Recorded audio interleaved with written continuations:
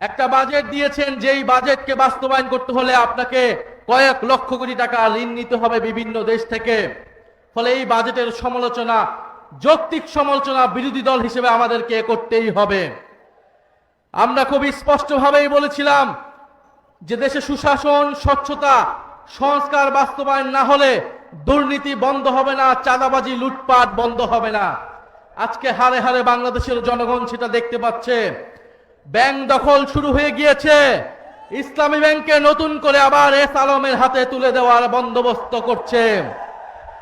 আপনি যতই অস্বীকার করুন না কেন, আমরা জানি এস আলমের গাড়িতে চড়ে কে বাংলাদেশে সংবর্ধনা নিয়েছিল। এস আলমকে কারা প্রোটেকশন দিচ্ছে বাংলাদেশের জনগণ জানে। ইসলামী ব্যাংকে কাদের হাতে তুলে দেওয়া হচ্ছে এটাও বাংলাদেশের জনগণ জানে। বাংলাদেশের জনগণ জানছে, কিন্তু বাংলাদেশের জনগণ এটা মেনে নেবে না। বিদ্যুতের দাম নজিরবিহীন ভাবে বৃদ্ধি করা হয়েছে। গ্রামে গঞ্জে কোথাও বিদ্যুৎ পাওয়া যাচ্ছে না, দিনে 8 বার 10 বার করে লোডশেডিং হচ্ছে। গ্রামের এই মহাসমাবেশে উপস্থিত আছেন বিরোধী দলীয় নেতা, বাংলাদেশ জামাত ইসলামীর সংগ্রামী আমির ডক্টর শফিকুর রহমান। আজকে আমাদের এই মহাসমাবেশে বিশেষ অতিথি হিসেবে উপস্থিত আছেন আপনাদের চট্টগ্রামের গর্বিত সন্তান, আমাদের সকলের মুরব্বী বীর বিক্রম কর্নেল অলি আহমদ, এবং আরো উপস্থিত আছেন আল্লামা শাইখুল হাদিস মাওলানা মামুনুল হক সহ 11 দলীয় ঐক্যের বিভিন্ন স্তরের নেতাকর্মী এবং প্রিয় চট্টগ্রামবাসী, আপনারা যারা শুনছেন। প্রধানমন্ত্রীর মন খারাপ।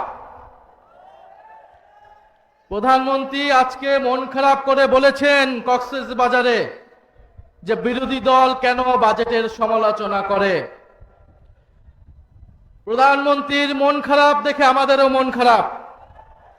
আমরা চেয়েছিলাম আপনার বাজেটের প্রশংসা করতে, কিন্তু আপনি দুর্নীতির রাস্তা বন্ধ করেন নাই, লুটপাটের রাস্তা বন্ধ করেন নাই, ব্যাংক দখল বন্ধ করেন নাই।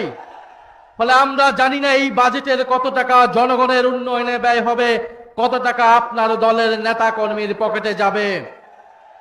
আপনি একটা বাজেট দিয়েছেন যার সাথে বাস্তবতার কোনো সম্পর্ক নাই। জনগণকে স্বপ্ন দেখাচ্ছেন, যেই স্বপ্ন পূরণ করতে আপনি চূড়ান্তভাবে ব্যর্থ হবেন। একটা বাজেট দিয়েছেন, যেই বাজেটকে বাস্তবায়ন করতে হলে আপনাকে কয়েক লক্ষ কোটি টাকা ঋণ নিতে হবে বিভিন্ন দেশ থেকে। ফলে এই বাজেটের সমালোচনা, যৌক্তিক সমালোচনা বিরোধী দল হিসেবে আমাদেরকে করতেই হবে। আমরা খুব স্পষ্টভাবেই বলেছিলাম যে দেশে সুশাসন, স্বচ্ছতা, সংস্কার বাস্তবায়ন না হলে দুর্নীতি বন্ধ হবে না, চাঁদাবাজি, লুটপাট বন্ধ হবে না। আজকে হারে হারে বাংলাদেশের জনগণ সেটা দেখতে পাচ্ছে। ব্যাংক দখল শুরু হয়ে গিয়েছে। ইসলামী ব্যাংকে নতুন করে আবার এস আলমের হাতে তুলে দেওয়ার বন্দোবস্ত করছে। আপনি যতই অস্বীকার করুন না কেন, আমরা জানি এস আলমের গাড়িতে চড়ে কে বাংলাদেশে সংবর্ধনা নিয়েছিল। এস আলমকে কারা প্রোটেকশন দিচ্ছে বাংলাদেশের জনগণ জানে। ইসলামী ব্যাংকে কাদের হাতে তুলে দেওয়া হচ্ছে এটাও বাংলাদেশের জনগণ জানে।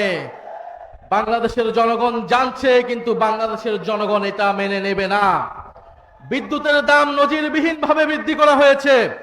গ্রামে গঞ্জে কোথাও বিদ্যুৎ পাওয়া যাচ্ছে না, দিনে 8 বার 10 বার করে লোডশেডিং হচ্ছে। বিদ্যুতের দাম এই সরকারকে বাড়াতে হবেই, কারণ এই সরকার আওয়ামী লীগের সরকারের করা অসম চুক্তিগুলো এখনো বহাল রেখেছে। আপনি আদানির চুক্তি আপনাকে বাতিল করতেই হবে, না হলে আপনি বিদ্যুতের দাম কোনোদিনই বাংলাদেশে কমাতে পারবেন না। ফলে আপনি আদানির চুক্তি বহাল রাখবেন, আপনি ইসলামী ব্যাংকে নতুন করে ইসলামের হাতে তুলে দিবেন, আপনি দুর্নীতি, চাঁদাবাজি বন্ধ করার জন্য কোনো ধরনের সংস্কার করবেন না, আর আপনার বাজেটকে বিরোধী দল প্রশংসা করবে, এটা বিরোধী দল থেকে অনেক বেশি প্রত্যাশা করা হয়ে যাচ্ছে।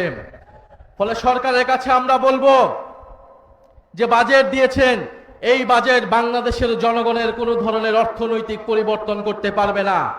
বাংলাদেশের উন্নয়ন করতে হলে আগে আপনাকে গণভোটের গণরায় অনুযায়ী সংস্কার করতে হবে, পুলিশ সংস্কার করতে হবে, দুদক সংস্কার করতে হবে, বিচার বিভাগ সংস্কার করতে হবে।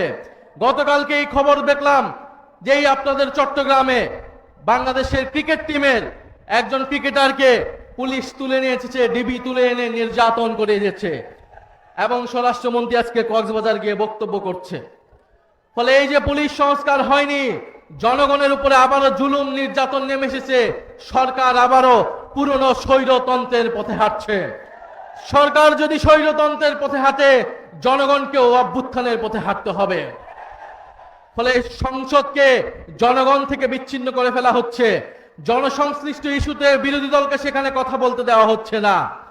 আমরা দেখেছি গত দুই একদিন আগেই বাংলাদেশে নতুন ভারতীয় হাই কমিশনার এসেছে এবং আমরা গতকালকে এই মৌলভীবাজারে সীমান্তে আবার একজন বাংলাদেশি হত্যার খবর পেয়েছি। বলে উনি এসে যেই সুসম্পর্ক এবং বন্ধুত্বের কথা বলেছে, আমরা স্পষ্টভাবে জানিয়ে দিতে চাই, সীমান্তে কাঁটাতার এবং বন্দুক দিয়ে, নদীতে বাদ দিয়ে কোনো বন্ধুত্ব হয় না। এবং বাংলাদেশ এবং ভারতের আকাশ এক নয়, বাংলার মাটি আর ভারতের মাটিও এক নয়। সেই ফয়সালা 1947 সালেই হয়ে গিয়েছিল। 1947 সালেই ফয়সালা হয়ে গিয়েছিল বাংলা স্বাধীন সার্বভৌম হবে। 1971 সালেই ফয়সালা হয়ে গিয়েছিল। 2024 সালে পুনরায় আবার ফয়সালা হয়ে গিয়েছিল বাংলাদেশে কোনো আধিপত্যবাদী শক্তি থাকবে না, বাংলাদেশে কারোর সাথে বাংলাদেশ আপোষ করবে না, মর্যাদা এবং ন্যায় নীতির ভিত্তিতেই বাংলাদেশ সকলের সাথে সম্পর্ক তৈরি করবে।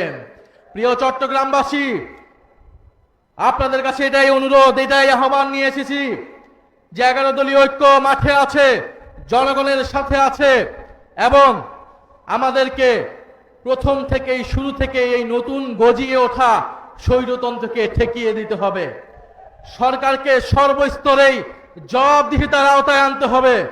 আমরা দেখেছি কয়েকদিন আগে চট্টগ্রামে কারা জুলাইয়ের গ্রাফিতি মুছে ফেলতে চেয়েছিল, আপনারা সেটা ঠেকিয়ে দিয়েছিলেন।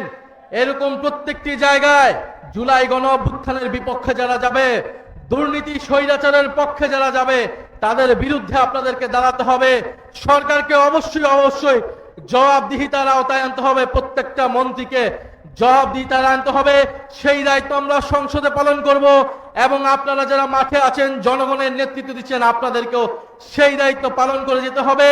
সরকারের হাতে খুব বেশি সময় নেই যদি সরকার এইভাবেই চলতে থাকে। ফলে সরকারের প্রতি আমরা আহ্বান জানাবো, জনগণের পক্ষে আসুন, জুলাই গণ অভ্যুত্থানের পক্ষে আসুন, নতুন বাংলাদেশের পক্ষে আসুন। আমরা সকলে মিলে ঐক্যবদ্ধভাবে এই বাংলাদেশকে আবার নতুন করে গড়ে তুলবো ইনশাআল্লাহ। সবাই দোয়া রাখবেন। আবারও দেখা হবে। লড়াই আমাদের চলমান থাকবে, সংগ্রাম আমাদের চলমান থাকবে। আসসালামু আলাইকুম রহমতুল্লাহ।